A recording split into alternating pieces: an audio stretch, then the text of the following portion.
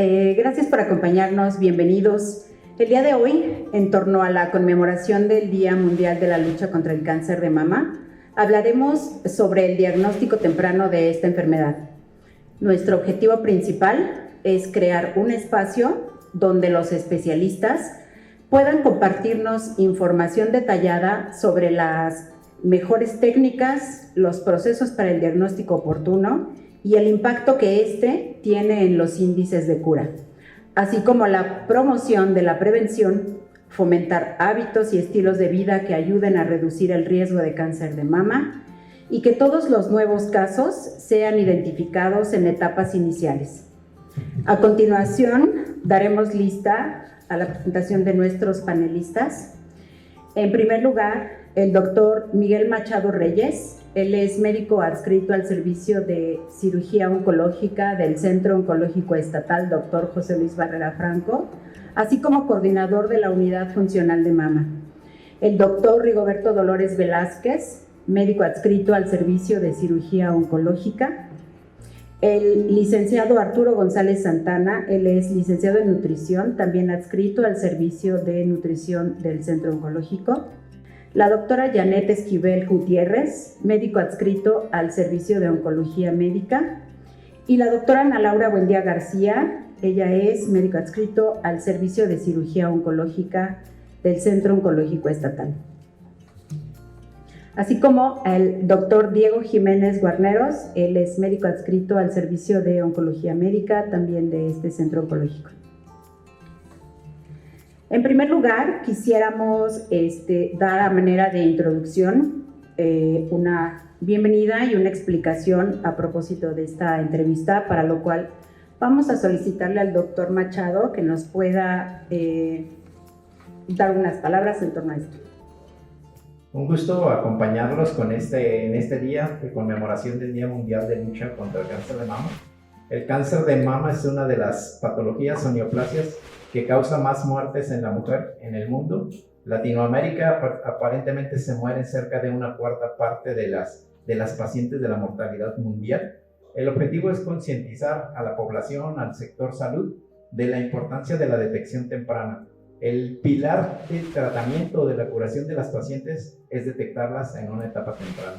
Es muy importante que la población, los médicos, conozcan las estrategias de detección, la exploración, autoexploración, la exploración por su médico de confianza y realizarse los estudios de mastografía y ultrasonido, que son muy importantes para la detección temprana y poder curar a muchas más pacientes. Excelente. Doctor Rigoberto Dolores, ¿nos podría platicar acerca de qué es el cáncer de mama? ¿A quién afecta? Aunque la gente considere que el cáncer de la mama puede ser exclusivo de la mujer, el cáncer de la mama es una enfermedad global que afecta a ambos sexos. En el 99% de las veces afecta a la mujer, pero en el 0.5 a 1% de las ocasiones puede afectar al hombre también. Por lo tanto, pues es una enfermedad de ambos sexos con predominancia en frecuencia en la mujer. El cáncer de la mama es un término que aplicamos en medicina para englobar un grupo de enfermedades malignas en la glándula mamaria y se define como el crecimiento anormal de las células de la glándula mamaria, ya sea de los conductos o de los lobulillos, de una manera incontrolable y con ello generando síntomas, principalmente bultos en la mama. Doctor, para continuar, ¿podría platicarnos acerca de las cifras, tanto globales como nacionales, las incidencias del cáncer de mama? El cáncer de la mama es una enfermedad universal y es la primera causa de muerte de mujeres a nivel global, mundialmente hablando, y es también la primera enfermedad por frecuencia maligna, de enfermedades malignas en las mujeres. En el 2022 se documentó a través de la Organización Mundial de la Salud una frecuencia de 2.2 millones de casos nuevos en el mundo y una mortalidad que superaba los 600,000 casos.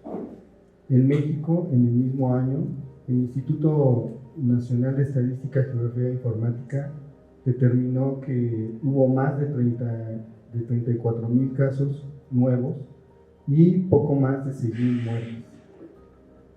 Desde la perspectiva de práctica, podemos decir que una mujer padece cáncer de mama por cada 12 mujeres. Una de cada 12 mujeres padecerán cáncer de mama. Y en el contexto de la muerte, esto está determinado básicamente por las condiciones de desarrollo económico mundial, es decir, en países de bajo desarrollo económico puede encontrarse una muerte por cada 48 mujeres, cuando en países desarrollados puede existir una muerte por cada 76 mujeres.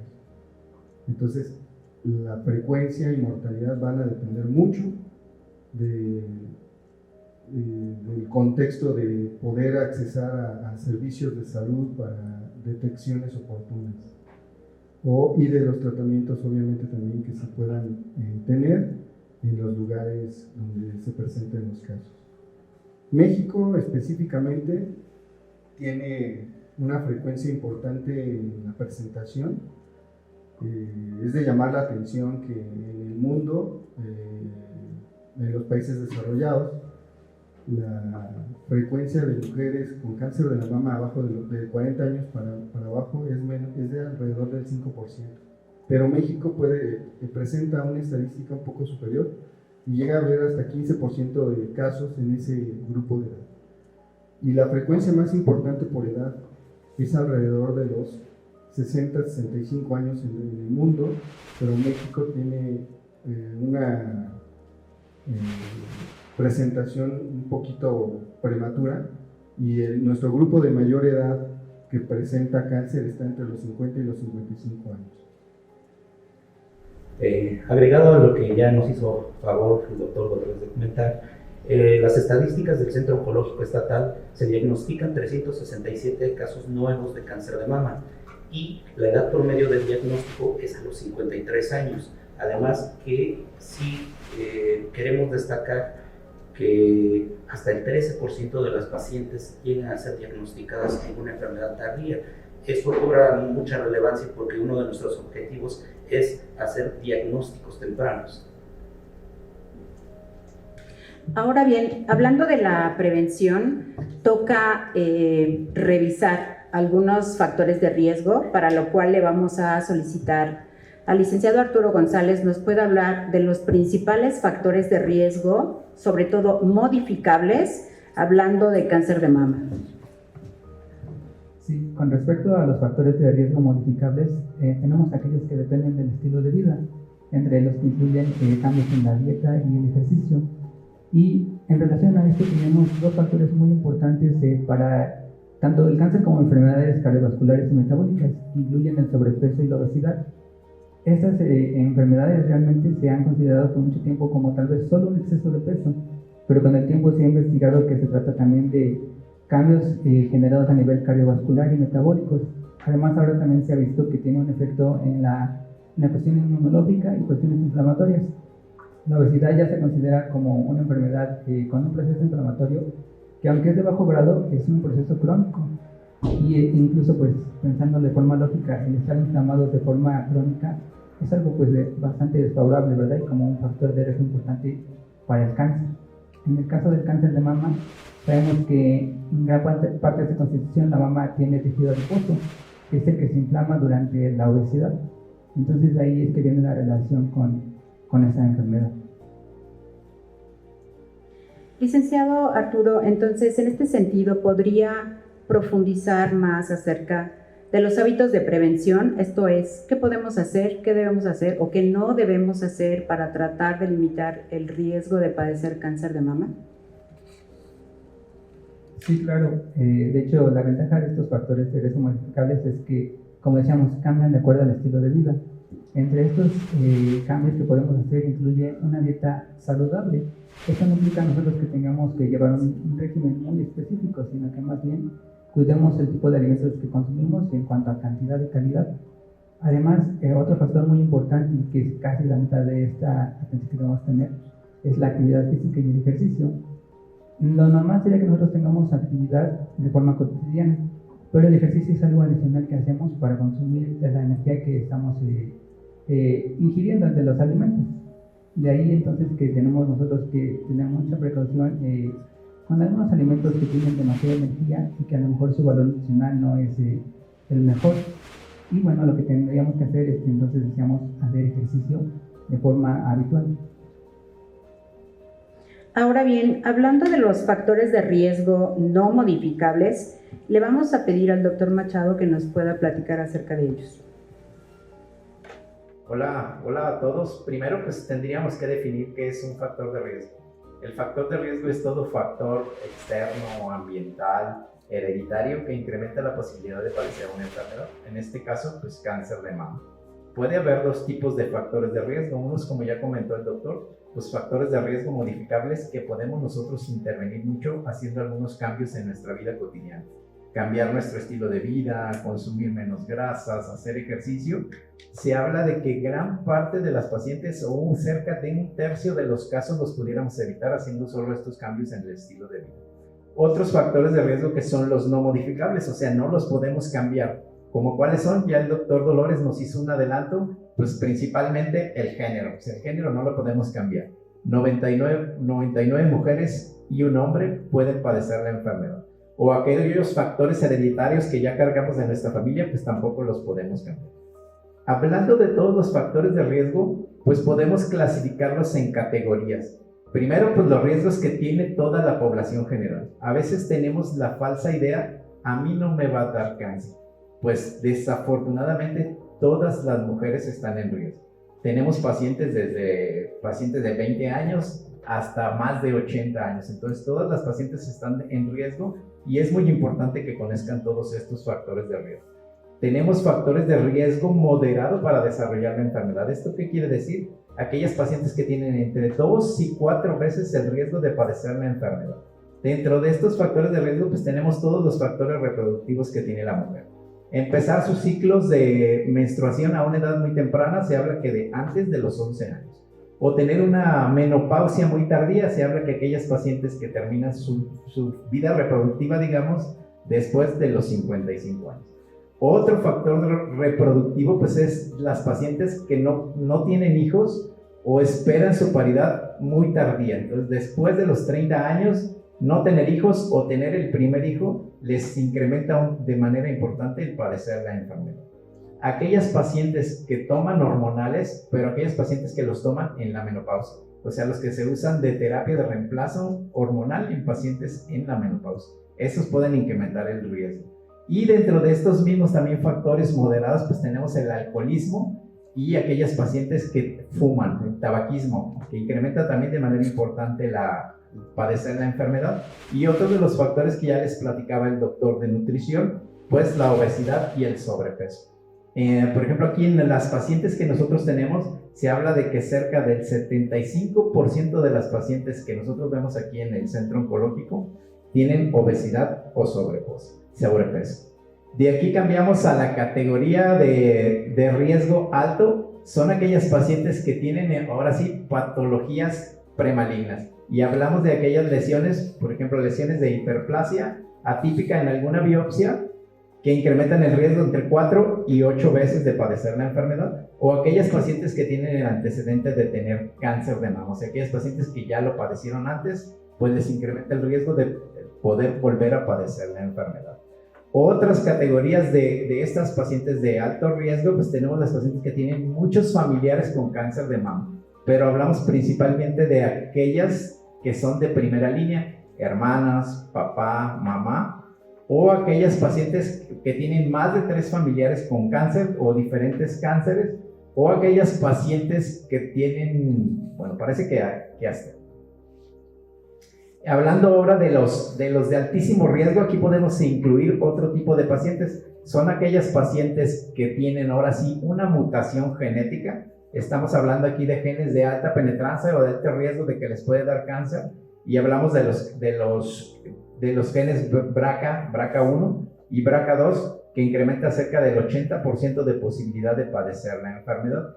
y aquellas pacientes también de altísimo riesgo que desafortunadamente tienen el antecedente de alguna patología en el tórax y que necesitaron recibir radioterapia. Entonces a ellas les incrementa más de 35 veces el riesgo de padecer la enfermedad.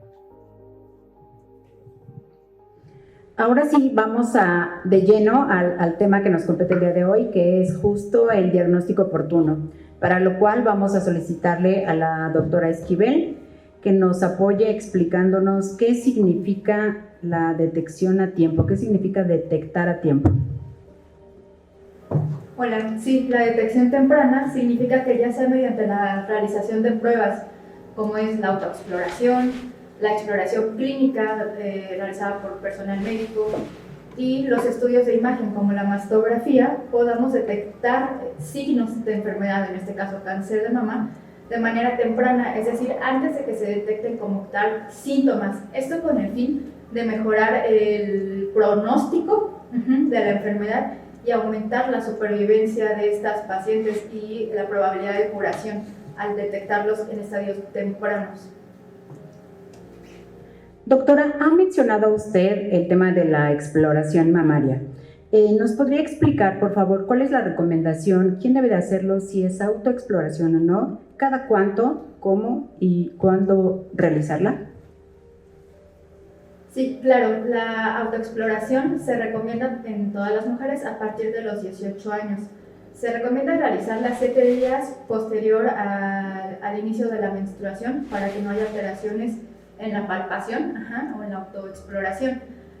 Lo que se busca con la autoexploración es que cada mujer conozca como tal su cuerpo y iniciarlo de manera muy temprana, a los 18 años, es que cualquier anomalía que ella vea pueda acudir al médico y de esta manera iniciar el protocolo diagnóstico que se requiera. Les comento, se inicia a partir de los 18 años, cada mes, 7 días después del periodo menstrual.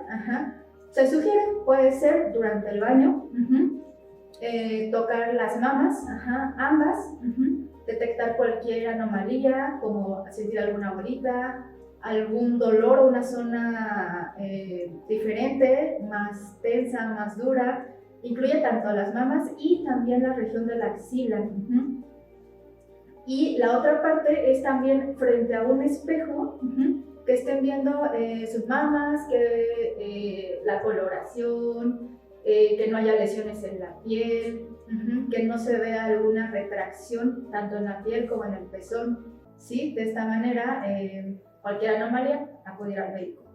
Y la exploración clínica, que ya sería realizada por personal médico, esta se recomienda a partir de los 25 años. Esta es de manera anual. Sí, tiene que ser realizada por personal médico, personal de enfermería que esté capacitado para esto, porque incluye pues también las dos partes, una parte visual, que donde se va a ver que no hay alguna alteración en la piel, induraciones, lesiones, ulceraciones, piel de naranja, edema, que no haya anomalías en tamaño, retracciones, y ya la palpación, que no se detecte ningún nódulo, zonas induradas, secreción a través del pezón, que la región axilar no se palpen ganglios, adenopatías. También incluimos en esta exploración la zona supra e infraclavicular con el fin de detectar alguna lesión.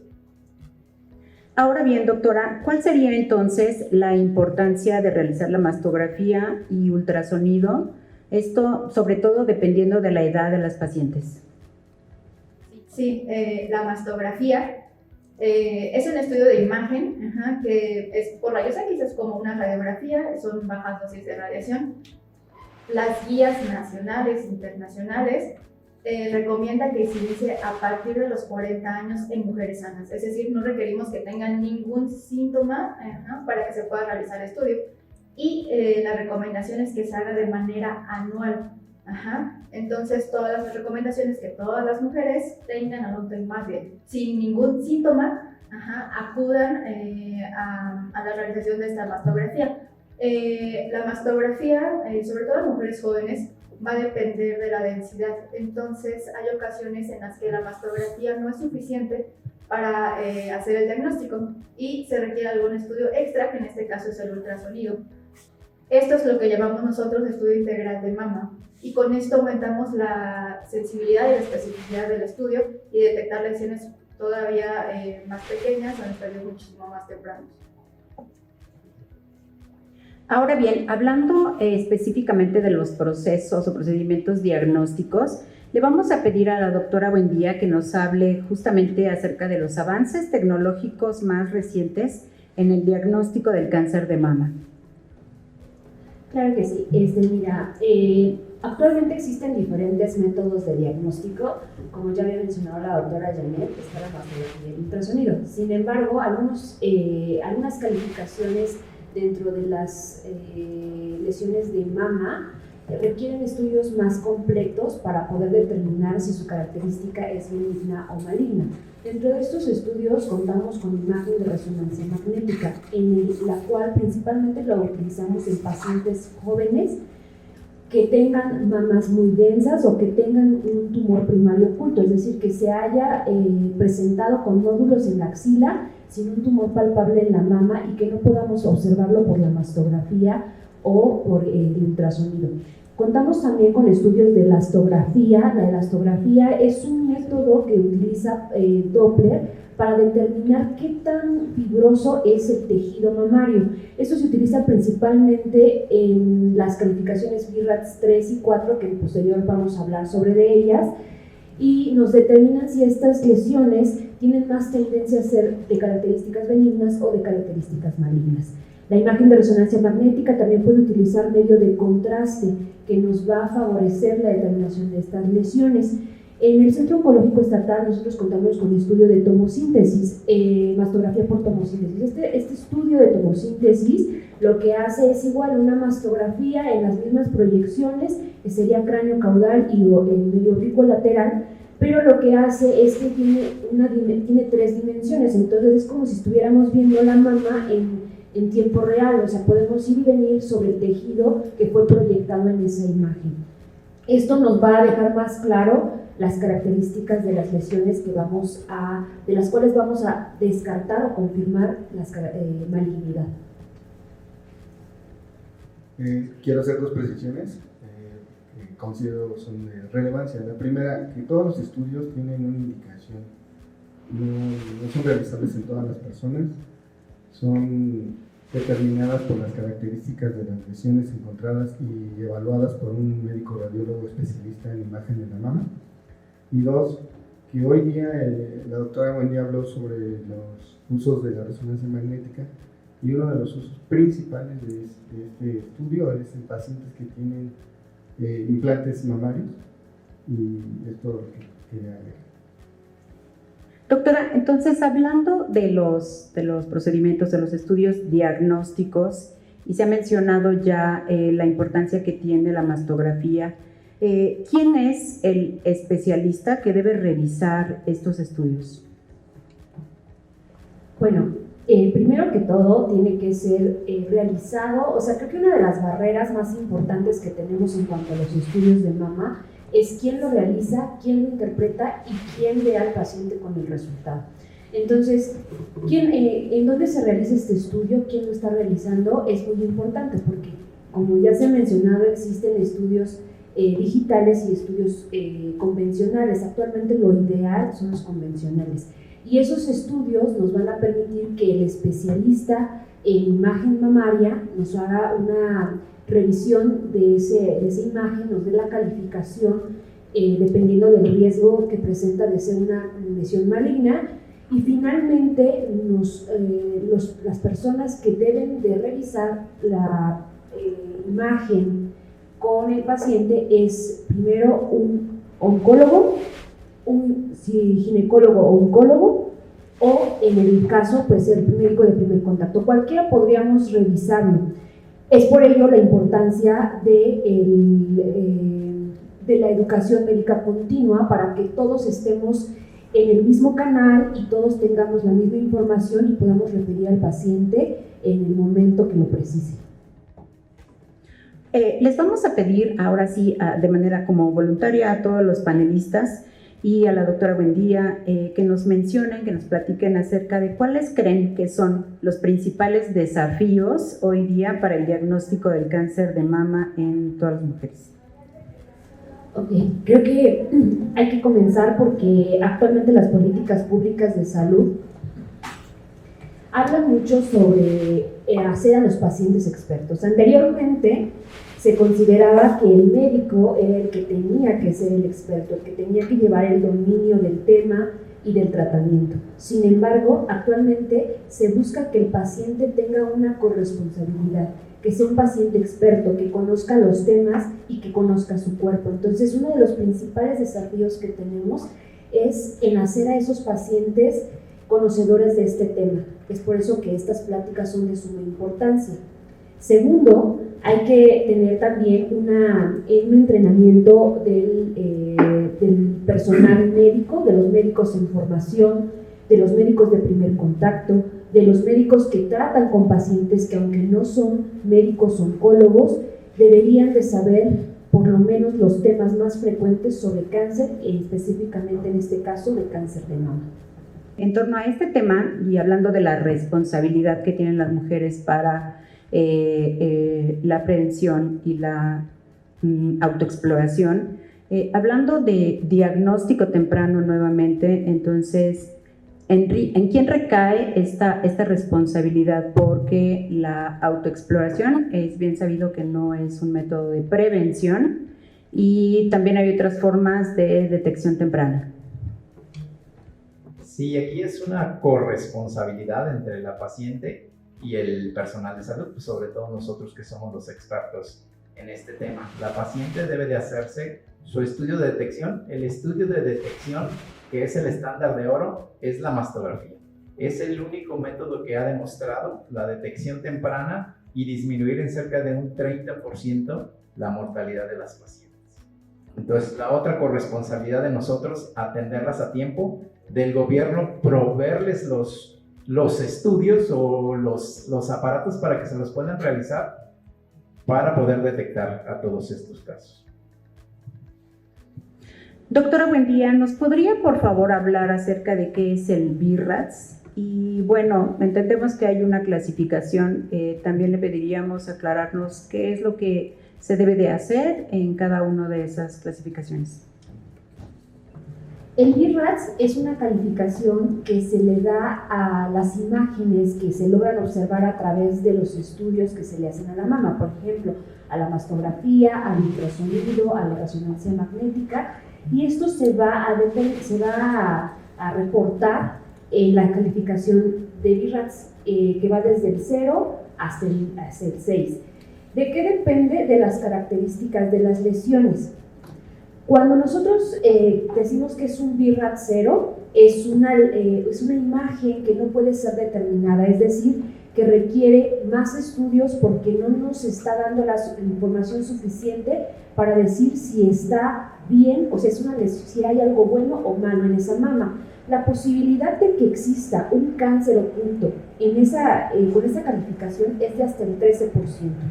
Entonces, en ese caso, tendríamos que repetir inmediatamente la mastografía nuevamente o hacerlo con otros estudios dependiendo de las características.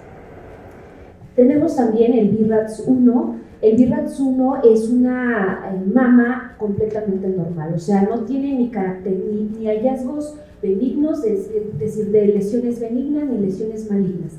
Esta calificación no tiene posibilidad de que sea maligno, entonces es 0% de malignidad y estas pacientes van a poder pasar a su tamizaje anual.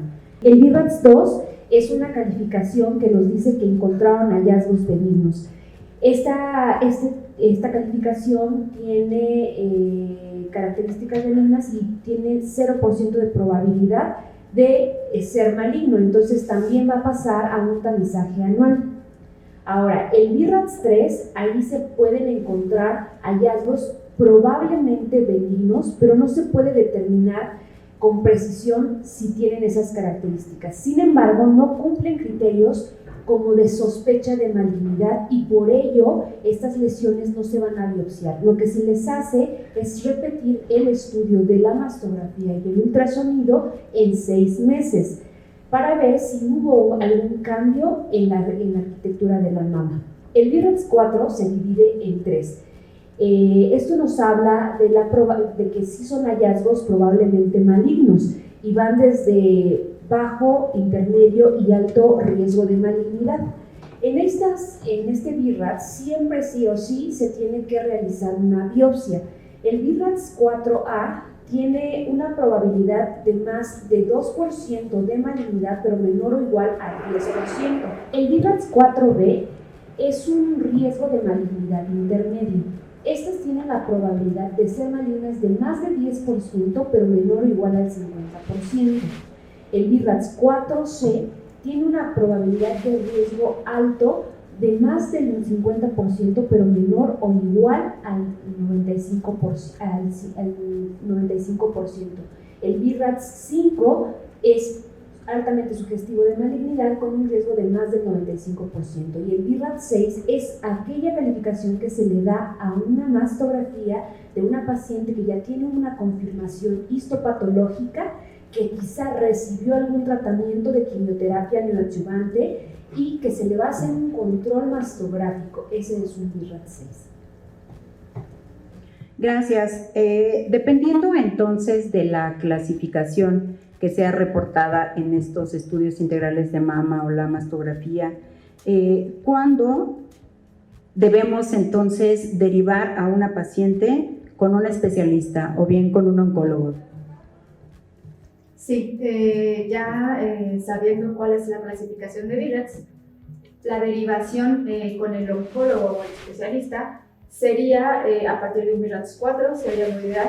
Es decir, como nos mencionó la doctora Buendía, todas las clasificaciones BRAF4 van a requerir de una biopsia, entonces derivar a un especialista, idealmente un oncólogo, para poder completar un protocolo diagnóstico, saber el enviar y para realizar una biopsia de la manera correcta, sí, y idealmente con un especialista en imagen, que sea especialista o subespecialista en mama, para tener de esta manera un diagnóstico certero.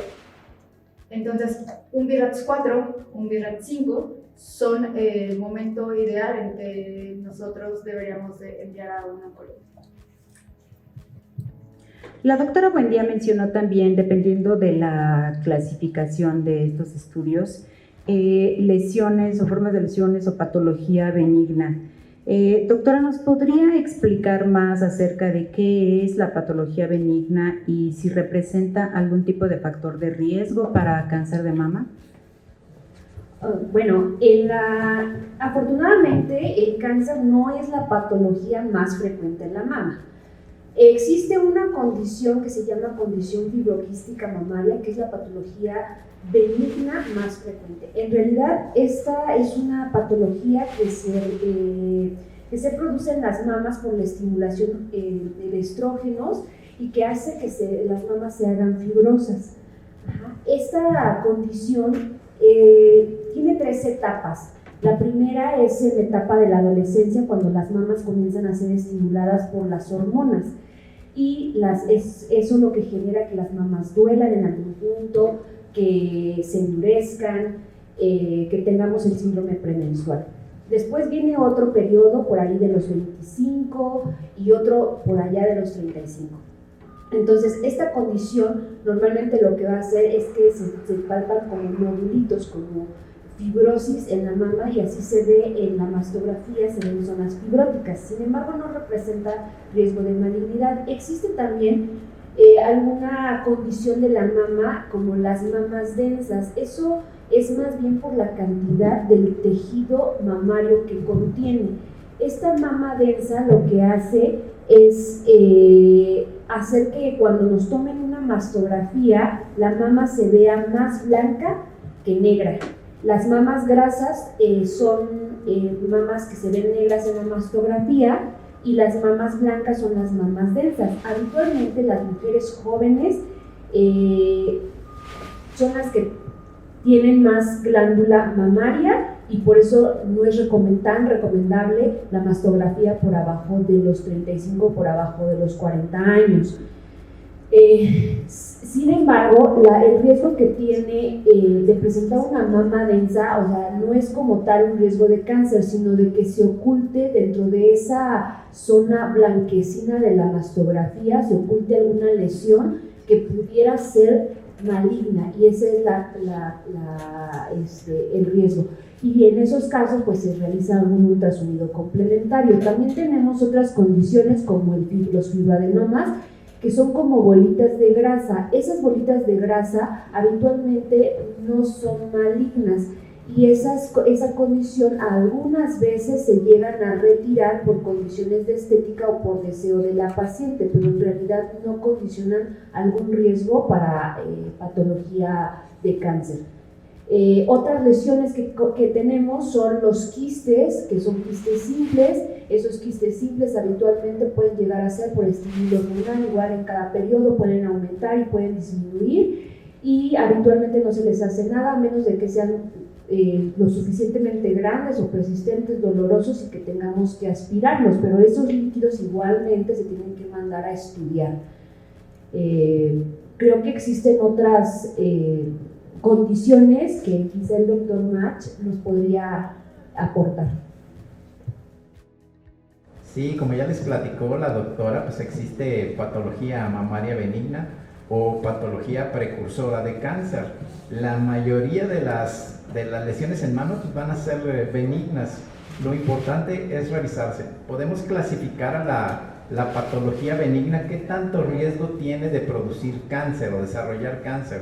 Existe la mala idea de que si tienen, por ejemplo, esta condición que platica la doctora, de condición fibroquística, pues esta no es igual a cáncer. Son cambios inclusive que se pueden considerar normales en algunas pacientes por exceso de estímulo hormonal, o sea, eso no va a producir cáncer. Entonces podemos clasificar a las lesiones benignas en lesiones, por ejemplo, no proliferativas, o sea, son lesiones que no tienen riesgo de desarrollar cáncer, el riesgo es de cero, que está la condición fibroquística, quistes o fibroadenomas. Tenemos otro tipo de lesiones benignas que son lesiones proliferativas. El riesgo es casi es igual a de tener la patología o no tenerla. Por ejemplo, en esta podemos encontrar algunas lesiones cuando hacemos biopsias, como lesiones esclerosantes o hiperplasia ductal usual. Entonces son lesiones que dan un riesgo, es bajo, hasta 2 veces de padecer la enfermedad. Y tenemos lesiones proliferativas que sí van a tener el riesgo de desarrollar cáncer. Son lesiones proliferativas con atipia. Estos 2 tipos de lesiones que tenemos, por ejemplo, son hiperplasia ductal, o sea, hiperplasia de las células de los conductos a través de los cuales se produce la lactancia, o hiperplasia lobulillar, o sea, la hiperplasia lobulillar es de la parte funcional de la mama, es la parte que produce la mama. Este tipo de lesiones se incrementan el riesgo de padecer la enfermedad en más de 4 o 5 veces. Doctor Jiménez, ¿qué importancia cree usted que tiene la educación médica continua en la mejora de las habilidades de diagnóstico entre los profesionales de la salud? Pues la importancia de la educación médica continua va a ser completamente relevante, porque nuestro objetivo, el objetivo de todas las campañas, es una concientización para que hagamos diagnósticos tempranos. ¿Por qué nos va a servir hacer los diagnósticos tempranos? El hacer diagnósticos tempranos nos va a servir para buscar a las pacientes que llevarán una curación o hacer mejores protocolos de tratamiento. Entonces, todo va dirigido al punto de hacer un diagnóstico temprano, porque eso nos va a cambiar una expectativa de vida completa de la paciente. Y la capacitación no solamente es a médicos de primer nivel o de primer contacto. Ellos, si bien juegan un rol súper importante, ¿por qué? Porque van a ser los primeros médicos que van a tener la sospecha y que están en contacto con los pacientes. También hay que hacer una conciencia, en primer lugar, a nivel de los pacientes, ¿no? Saber que si se deben de hacer una exploración y que a partir de los 40 años acudir a que se haga la mastografía. En los médicos de primer nivel, saber hacer una adecuada exploración física y también saber la adecuada interpretación de la mastografía y en qué momento referir a un oncólogo o a un médico de segundo nivel. También capacitar a nuestros médicos de segundo nivel, hablemos de ginecólogos, para que en qué momento pueden tomar el caso directamente ellos y en qué momento deben de derivarlo a un oncólogo. Y pues abrir la invitación, porque nosotros siempre estamos dispuestos a llevar estas pláticas a sus instituciones y hacerles la invitación para que puedan acudir también, para que vean cómo se lleva a cabo todo este proceso de diagnóstico y tratamiento de las pacientes con cáncer de mama. Por último, la doctora Buendía ha preparado un mensaje a manera de cierre, de llamado a la acción, no sin antes pues dejar que estamos todos juntos en esta lucha, que Octubre Rosa sea más que un eslogan y que podamos juntos participar en la detección oportuna del cáncer de mama. Muchas gracias. Queremos dejar un mensaje final, comunidad funcional, de que cada mujer lleva dentro una fortaleza única, esa que impulsa a salir adelante frente a cualquier reto, y que la valentía nos acompaña cuando recibimos un diagnóstico, cuando iniciamos un tratamiento o cuando enfrentamos la incertidumbre. Pero más allá de la fuerza para luchar, existe un poder aún mayor, la prevención. La prevención es ese acto de amor propio que puede cambiar destinos. Revisarse, acudir a chequeos periódicos, realizarse estudios de detección oportuna, no es solo un paso médico, es una decisión de vida. Significa cuidarse para seguir escribiendo historias, abrazando sueños y compartiendo el tiempo con quienes amamos. La valentía nos hace enfrentar la enfermedad, pero la prevención nos regala la posibilidad de no dejar que llegue tan tarde. Por eso, cada autoexploración, cada mastografía, cada revisión médica es un gesto de esperanza y es un recordatorio de que nuestro futuro puede estar en nuestras manos. Por último, queremos agradecer a todos los panelistas que pudieron acompañarnos el día de hoy, no sin antes mencionar que todos ellos forman parte primordial, entre otras especialidades, entre otros especialistas, de lo que llamamos nosotros la unidad funcional de la clínica de mama en el Centro Oncológico Estatal. No son los únicos, hay otros especialistas, pero de manera integral la intención es acercar estos mensajes al personal de salud y al público en general. Esperamos que les haya gustado, que puedan compartirlo y dar me gusta.